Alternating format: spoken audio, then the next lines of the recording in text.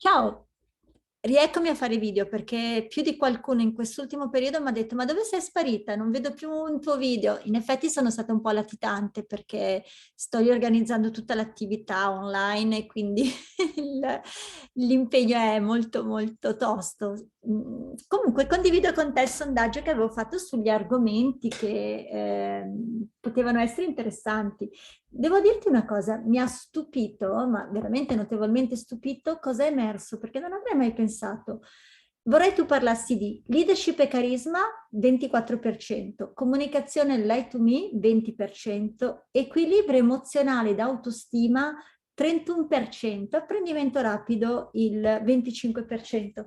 Quindi probabilmente perché vedo LinkedIn come una piattaforma più imprenditoriale e manageriale, pensavo mi si chiedesse più comunicazione, sono sincera. In realtà è emerso l'autostima e quindi sicuramente vi darò degli strumenti concreti per essere centrati, perché penso che ora più che mai abbiamo proprio bisogno di avere quella centratura che fa la differenza, anche perché siamo sempre più nell'incertezza, è un periodo strong, particolare. Ti posso condividere uno spaccato di vita che ti fa capire un po' come io rimango centrata su di me. Io so solo che molto spesso succedono degli eventi, degli accadimenti che non vorrei accadessero.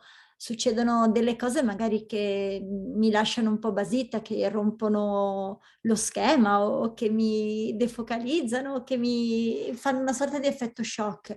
Ho imparato questo, l'ho imparato proprio sulle mie spalle, proprio perché ho dei vissuti abbastanza importanti.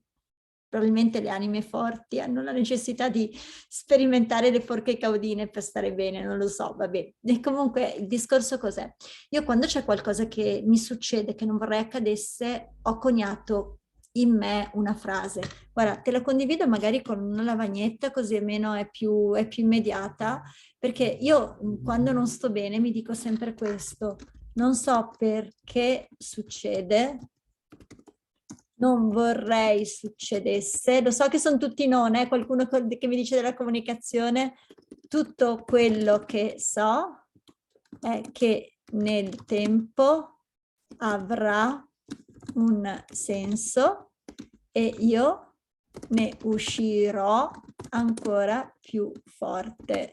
Ecco, quando c'è qualcosa che mi succede, veramente, ripeto, non si dovrebbe mai iniziare nella comunicazione con il non. So solo che è così, lo dico sempre, tutto ciò che col senno di poi mi è accaduto, che nell'immediato per me era drammatico, era qualcosa che non mi sarei mai aspettata, che non avrei mai scelto, che non avrei mai voluto, nel tempo mi ha donato quella capacità di trovare in me la forza e le risorse per andare oltre. E quindi già il fatto di sapere che quello che sta accadendo ti potrà insegnare qualcosa, sarà un seme per andare oltre, per fare un passo oltre, secondo me ti può dare veramente un plus. Poi ci sono tante tante strategie concrete sull'autostima, magari il prossimo video ti insegno una tecnica che io utilizzo molto in caso di, come si può dire, di crash emotivi forti, proprio per riequilibrare le nostre capacità. E tu cosa fai quando c'è qualcosa che ti fa male, quando c'è qualcosa che non funziona, quando c'è qualcosa che non vorresti accadesse? Come fai ad andare oltre? Come fai a superare? Soprattutto, ripeto, in questo periodo storico dove tutto è così, come dire, si naviga a vista, no? Si naviga veramente a vista. Tu come fai? Condividi con me, ci tengo. Ciao, ciao, ciao, ciao. Buona giornata.